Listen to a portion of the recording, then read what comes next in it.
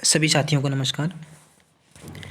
Estate का जो exam हुआ था अभी तीनों ही लेवल का, तो उसके लिए बोर्ड ने एक घोषणा की है कि अगर किसी को किसी भी क्वेश्चन में किसी भी प्रकार का डाउट लगता है तो वो बोर्ड की साइट पे 4 से 8 जनवरी के बीच में अपनी आपत्ति या ऑब्जेक्शन दर्ज करवा सकता है। और कुछ उसके साथ कंडीशन भी रख दी है भाई।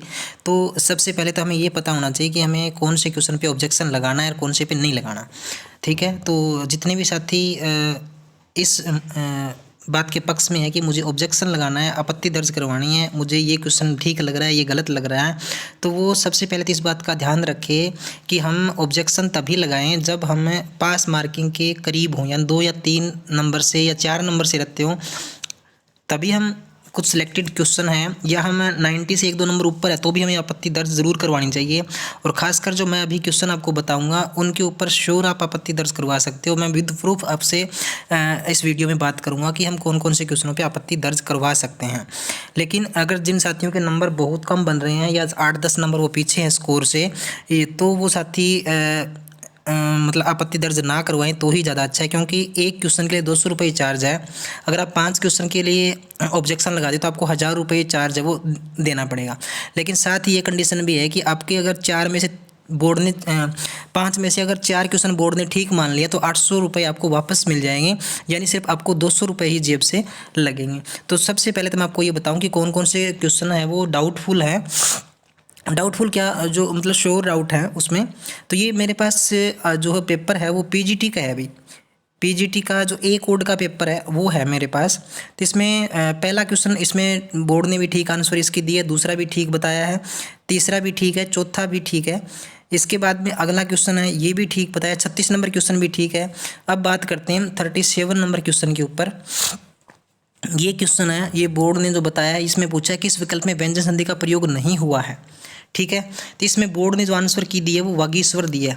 ठीक है, और ये पूछा है व्यंजन संधि का प्रयोग नहीं हुआ, तो वागीश्वर संधि में व्यंजन संधि का प्रयोग हुआ है। इसकी जो संधि बनेगी वो हो जाएगी वाक प्लस ईश्वर।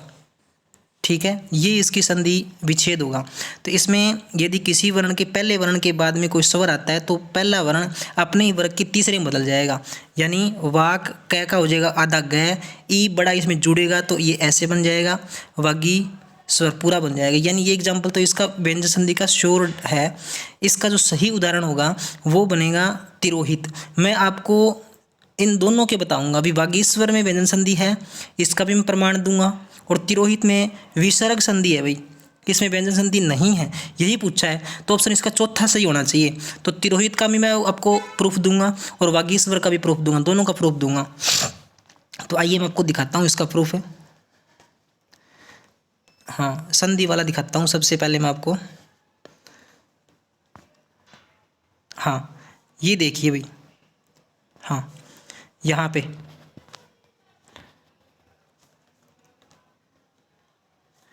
तिरोहित शब्द है, ये रहा तिरय प्लस हित, यानी विसर्ग के बाद में अगर घोष व्यंजन आता है, स घोष आता है तो है स घोष है तो विसर्ग का ओ बन जाता है। ये नियम है, नियम यही कहता है, तप प्लस वर्ण सभी में यही है।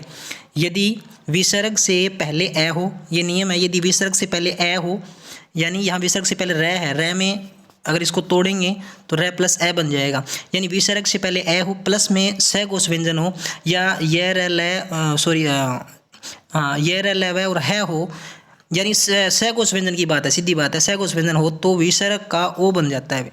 ठीक है, तो इसमें यही रूल लग रहा है और इसका सीधा एग्जांपल आपको यहाँ पे दिखाई दे रहा है। मैं बुक भी बताऊँगा आपको कौन सी बुक है।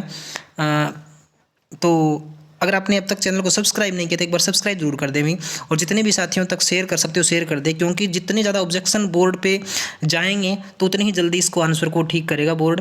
क्योंकि 1-2 के कहने से या मतलब 1-2 प्रमाण के साथ हो सकता है ना माने, लेकिन जितने ज़्यादा ऑब्जेक्शन क्वेश्चन के जाएंगे उतनी ज़्यादा बोर्ड पर प्रेशर बनेगा।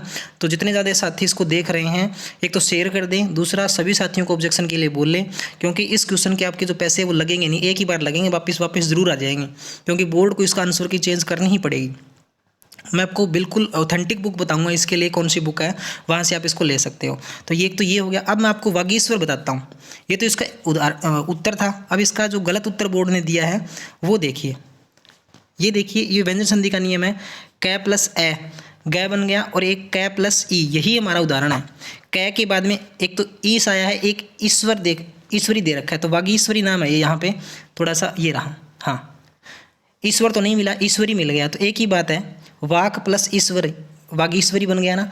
यानी ये व्यंजन संधि का उदाहरण ये तो पक्का ही है, और वो तपोवन उसका व्यंजन विसर्ग संधि का है, यानी दोनों हमें मिल गए, तो हम दोनों के बारे में बोर्ड को इसकी बता सकते हैं। यहाँ ये व्यंजन संधि का है और वहाँ वो विसर्ग संधि का है। तो ये आपका जो क्वेश्चन था इसका प्रमाण तो ये है हमारे पास। ठीक है, अगला क्वेश्चन देखते हैं। हाँ, तो इसका तो आप मतलब इसको चैलेंज कर सकते हो श्योर। 38 नंबर क्वेश्चन का भी बोर्ड ने आंसर दूसरा दिया है भाई, ये हम एक बार मान लेते हैं इसका। ठीक, आगे 39 नंबर क्वेश्चन का जो बोर्ड ने जो आंसर दिया है वो दिया है पहला। ठीक है, पूछा क्या है, समास की दृष्टि से असंगत पूछा है। ठीक है, तो ये तो आंसर इसका बोर्ड का श्योर ही गलत है। या तो इस क्वेश्चन की सभी को ग्रेस मिलेगी, या फिर इसका आंसर है वो बोर्ड को चेंज करना पड़ेगा, दूसरा आंसर देना पड़ेगा। ठीक है, अगर बोर्ड इस क्वेश्चन की, और मुझे ज़्यादातर डाउट ये लग रहा है कि इसका जो सभी को ग्रेस मिलेगी इसकी, ये क्वेश्चन टोटली गलत है। क्योंकि इसमें पहले क्वेश्चन के बारे में बताऊं, भय भीत कर्ण तत्पुरुष है, भय से भीत। दूसरा है सेठ साहूकार, ये सेठ साहूकार समाहार द्वंद्व में मुझे इसका एग्जाम्पल मिला नहीं है, वैसे इसके जैसे शब्द मिल गए काफ़ी सारे। तो साहूकार या सेठ साहूकार आदि जैसे शब्द होते हैं, जैसे पेड़ पौधे हैं, कंकड़ पत्थर है, जलपान है, इस तरह के शब्द होते हैं, वो समाहार द्वंद्व में आते हैं, यानी एक ही श्रेणी के जो शब्द है वो रिपीट होते हैं। विद्याहीन विद्या से हीन, स्वर्गगत स्वर्ग को गत, ये सारे एग्जाम्पल ठीक है। और इसका मैं आपको एग्जाम्पल बताता हूँ, जो बोर्ड ने गलत उत्तर दिया ना इसका, इसको बोर्ड ने क्या बताया, असंगत बताया, लेकिन ये तो संगत है, भय से भीत कर्ण तत्पुरुष होता है। इसका मैं उदाहरण आपको बताता हूँ।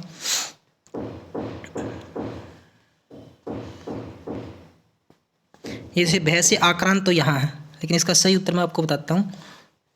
हाँ, ये रहा, भय से भीत, और ये कर्ण तत्पुरुष के उसी लाइन में दे रखा है, कर्ण तत्पुरुष वाली में। ये सारे कर्ण तत्पुरुष के एग्जाम्पल है, ये सारे के सारे कर्ण तत्पुरुष के एग्जाम्पल है, आप देख सकते हो, सारे के सारे कर्ण तत्पुरुष के हैं।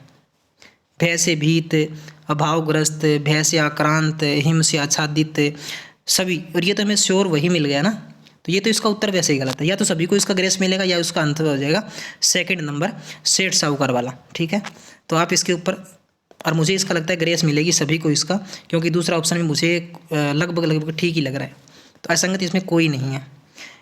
40 नंबर क्वेश्चन भी ठीक है, 41 भी ठीक है, 42 भी ठीक है।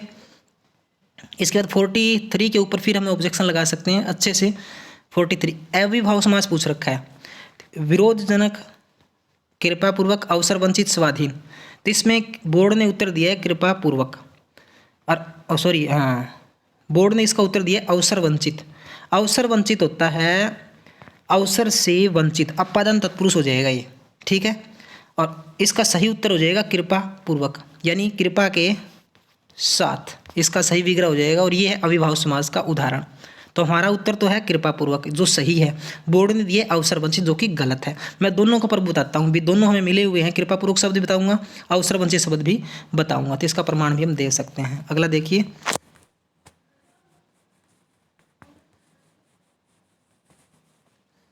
हाँ, इस जैसे ये सब देखो भी एक बार आप,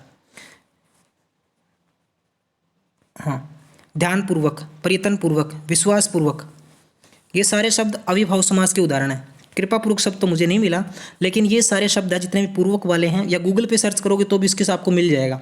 गूगल पे तो दे रखा है, लेकिन गूगल को वो नहीं मानता, ये तो बुक है हमारे पास, ऑथेंटिक बुक है ये सारी मेरे पास।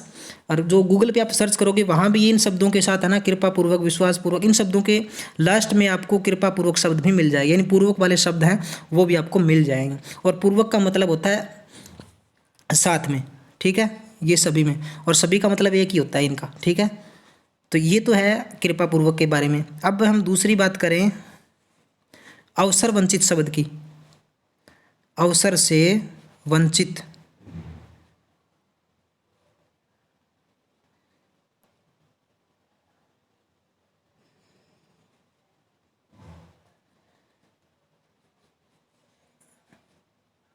हाँ, मुझे अवसर वंचित शब्द भी मिल गया है, अवसर वंचित, ये रहा अवसर वंचित, अवसर से वंचित। तो इसके दोनों हमें एग्जाम्पल उदाहरण मिल गए, जो सही है वो भी और जो गलत है वो। यानी बोर्ड ने इसको माना है जो कि गलत है, ये देखिए दूरागत, दूर से आगत, देश निकासन, देश से निकासन, ये अपादान तत्पुरुष के एग्जाम्पल है सारे के सारे। राजद्रोह, राजा से द्रोह, राज्य से द्रोह, सेवानिवृत्त, सेवा से निवृत्त हो गया है, नरक भय, कामचोर, ये सारे के सारे अपादान तत्पुरुष के एग्जाम्पल हैं। और वो कृपा पूर्वक है, वो अविभाव समास का एग्जाम्पल है। तो ये पूरा बिल्कुल हमने इसको प्रूफ के साथ इसमें दिखाया है। ठीक है, तो जितने लाइक कर दीजिए, शेयर कर दीजिए और सब्सक्राइब तो ज़रूर करें, और सभी साथियों तक इस वीडियो को शेयर करें ताकि मैक्सिमम बोर्ड के पास इसके ऑब्जेक्शन जा सके और आपका उत्तर वो ठीक हो और आपको अंक इसका मिल जाए। तो ये हो गया चौथा क्वेश्चन। इसके बाद में इसका बोर्ड ने ठीक दिया है आंसर। इसके बाद में मुझे इस क्वेश्चन पे थोड़ा सा डाउट है भाई, 45 में मैं श्योर नहीं कह सकता। जो बोर्ड ने उत्तर दिया है वो आधुनिक दिया है, ठीक है, और हमारा उत्तर तो मेरे हिसाब से वो इसका आलंबित होना चाहिए। क्यों होना चाहिए? क्योंकि आलंबन शब्द मुझे मिला है। आलंबन, आलंबन में आ उपसर्ग है। जब आलंबन में आ उपसर्ग है तो आलंबित में भी आ होना चाहिए। या तो इसके उत्तर दोनों ठीक है, ठीक है, आधुनिक और आलंबित, यानी इन दोनों को ठीक करना चाहिए, ऑप्शन बी और सी, यानी दूसरा और तीसरा, या इसका ऑप्शन चेंज होना चाहिए। मैं आपको इसका भी वो दिखा देता हूँ जहाँ मुझे ये शब्द मिले हैं आलंबन वाले। हाँ, ये देखो, ऑथेंटिक बुक है। ये भी ऐसी मतलब बुक नहीं है कि आप इसको मतलब चैलेंज बोर्ड हम करें और उसको मानने ना, तो बोर्ड को मानना पड़ेगा। ये देखिए आ उपसर्ग वाले शब्द हैं सारे के सारे, यहाँ इनको देख लीजिए आप, इस तरह के शब्द हैं, और हमें ये आलंबन शब्द ये मिला है यहाँ पे जिसमें आ उपसर्ग है। और इस तरह के क्वेश्चन है वो बहुत बड़े हाई प्रोफाइल एग्जाम में उसमें पूछ जाते हैं। तो ये आलंबन शब्द है, और इस जैसे शब्द हैं तो आलंबित शब्द भी यहीं से बना हुआ है, कोई अलग नहीं है। आ प्लस लंबित, आ प्लस लंबन, तो इसका ही मतलब दूसरा रूप है वो आलंबन शब्द में मिल गया है। तो इसका प्रमाण भी आप दे सकते हो अगर आप 1 नंबर से रहते हो, 2 नंबर से रहते हो तो। अब फिर से निवेदन कर रहा हूँ सभी साथियों से, इस वीडियो को शेयर कर दें भी, ज़्यादा से ज़्यादा सभी दोस्तों तक इसको पहुँचाएँ ताकि आपको मैक्सिमम इसका फ़ायदा मिल सके। इस बुक का जो नाम है वो मैं आपको डिस्क्रिप्शन बॉक्स में इसका नाम, बुक का नाम दे दूँगा, कौन सा राइटर है इसका, कहाँ से इसका पब्लिकेशन है। और हिंदी व्याकरण की ये बुक है, बहुत ही बढ़िया, राघव पब्लिकेशन नाम है इसका, जयपुर से प्रकाशन होता है इसका। और मैं इस बुक का नाम और राइटर का नाम भी फिर से डिस्क्रिप्शन में दे दूंगा।